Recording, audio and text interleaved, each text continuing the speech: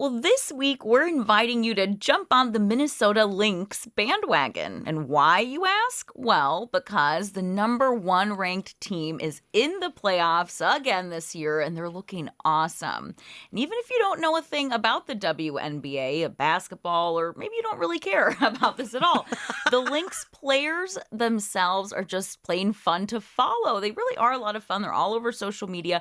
Here to explain why everybody really should be watching the Lynx this season is our own Emily Reese, who is mainly just a Lynx fangirl, but also finds some time to do some NPR newscasting for us every day for 8 hours. Yes.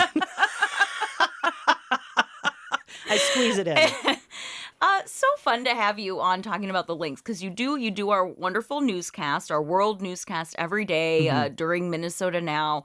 But people may not know just the depths of your fandom, Emily. And so yesterday, you kind of set the stage for us about how the Lynx really felt that they were just robbed of last year's WNBA championship title in the finals against the New York Liberty, and they really want to make it right this year. They really want to win the whole thing. But today, we're just going to talk about these players and why you love them so much. Yeah, I mean, that's exactly why I'm here. And let it be known that these women are phenomenal human beings. And I mean, don't you want the good people to win? Totally. Believe me, there are loads of great and wonderful people in the WNBA, which is another reason to be a fan of it in the first place.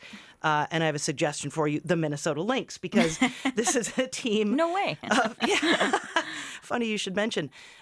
Seriously, they've got big hearts. They've got humble attitudes and just sick talent. That's what it comes down to with this team. There's no diva attitude. They care about each other. They like each other.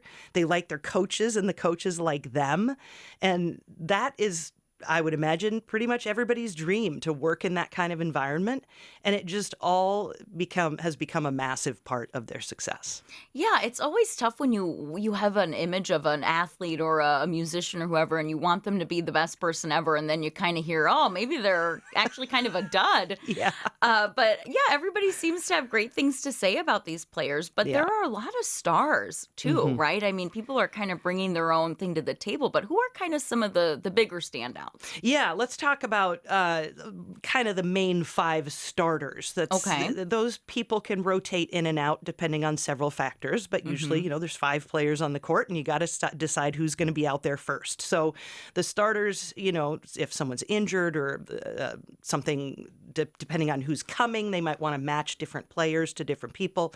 So they could rotate around. But yes, we will start with one standout star, Napheesa Collier. That is our Fee. Everyone calls her Fee. It's Phee, Napheesa. We love Fee. We love Fee. She has been with the Lynx her entire WNBA career since 2019. And you know, Nina, how she gets in the zone for a game? I don't. She reads. Aw, like what kind of stuff? She loves mystery novels, and I just love that. When she was young, her parents made a league for her to play in because she couldn't get on the team in her hometown, and so they made a league, and the team that Fee played on was called the Lady Warriors, which I love. And that was just so Fee would be able to play. She's the leader of the Lynx. She loves her teammates. And she just talked about it a few weeks ago on the Bird's Eye View podcast. Sometimes you have this amazing chemistry with a certain group of people. Everyone on the team is so selfless. It feels like college where you have that bond.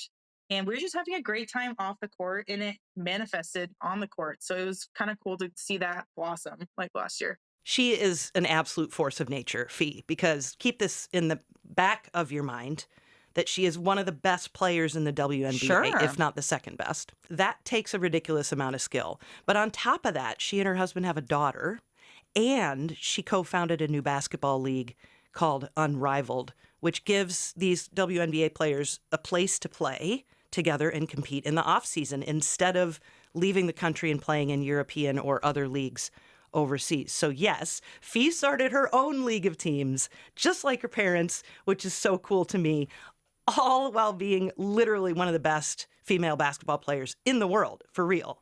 Anyway, I loved that. Fee is class. I love the way she said it's like college. Yeah, I mean, know. who really says that in the professional world? That's what you would love, for like things that to bond? be the way when you were so idealistic and everyone is in everything for the right reasons. Yeah. I really loved that. Classy, a class act there. For sure. So let's just talk about, though, like, how tall is everybody on this team? The people want to know, like, what are we talking here? How tall are we talking here? So Fee is 6'1". She does what we say, she plays bigger than her size, which is such a cool thing. Anyway, we have taller players, though. Alana Smith is a starter. She's pretty tall. She's 6'4". She's our Australian player, our Aussie, and her nickname is Lan. I just want to make this very clear. Her nickname is Lan, which will help you remember how to say Alana. Oh, sure. Not Alana, which sometimes happens. So, Lan, anyway, she has a pretty good chance of being this year's Defensive Player of the Year, which is a big deal in the WNBA, even though just a couple years ago she was cut from a team and thought about retiring.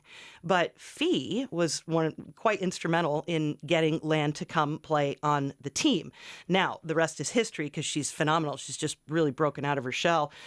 Off the court, because all the free time that Lan has, she's working on a master's degree in psychology, which I just cannot fathom on how on earth she finds the mind space for that. You know, I mean, you've got to really be good at compartmentalizing, I would imagine, to juggle all of that. But it's clearly a passion of hers to, learn and just be perfect, I guess. Right. She's probably got to have a lot of focus, like know exactly how to give exactly the focus that you need to every single task that you're doing. Otherwise, I don't know how you could be that locked in in so many ways. That's amazing. Yeah. So you got Fee, we got Lan. What's another star on the team? All right. We got Bridget Carleton. She's our Canadian, and that's a big deal because there are only 4 players from Canada in the WNBA. Oh, wow. Only 4. So Bridget grew up in Chatham in southwestern Ontario, and she likes to, I just love this, she likes to run basketball camps for young girls in places where they don't have that kind of amenity, so in smaller towns.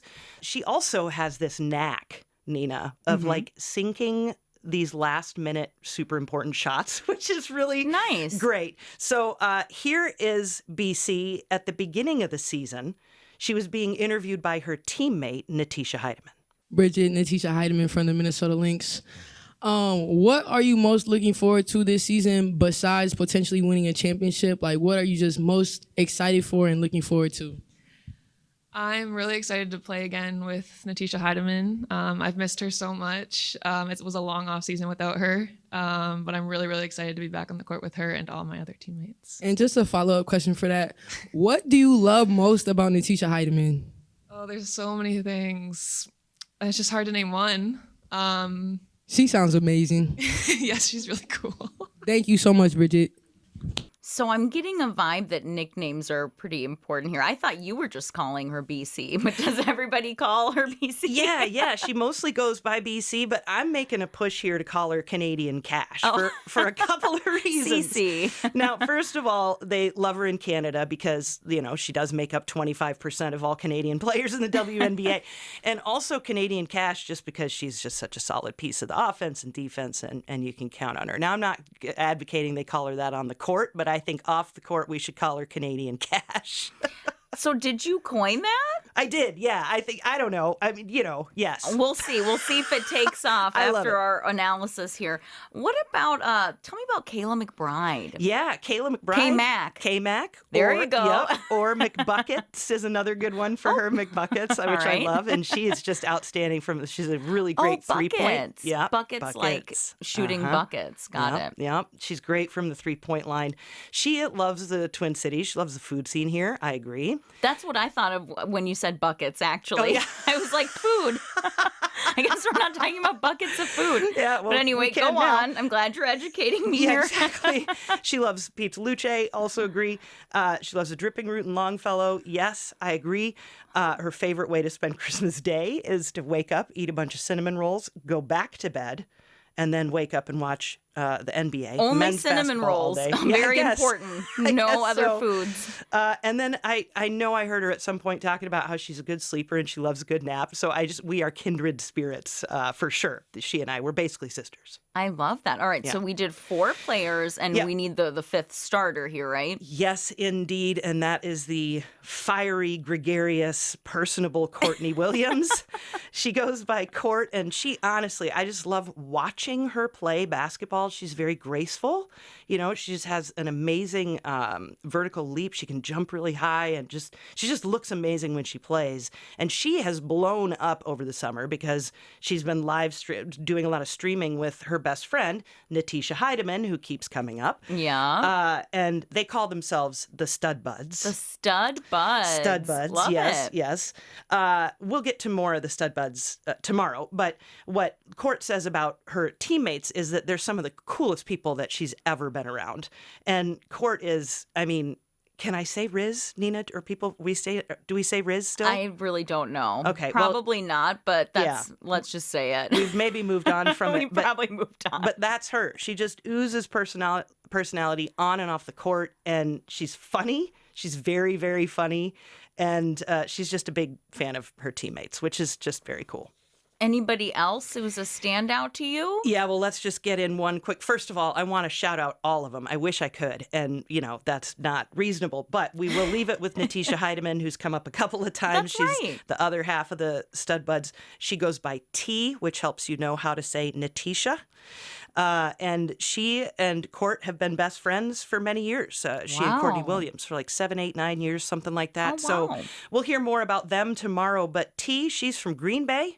She's a Scotty. Okay. Crazy. She went to Marquette, and she has had an outstanding season this year. She really blew up at the end of the season with multiple games scoring more than 20 points. And I'm telling you, I just love these. I love these people. I think we all want to be loved the way you love the Lynx, Emily Reese. Thank you so much for helping us get on the Lynx bandwagon here. And you are going to tell us tomorrow more about the Stud Buds. I'm Indeed. excited to hear about that. And that'll be in advance of very exciting game 2 in the playoffs coming up. Thank you, Emily Reese. Thanks, Nina.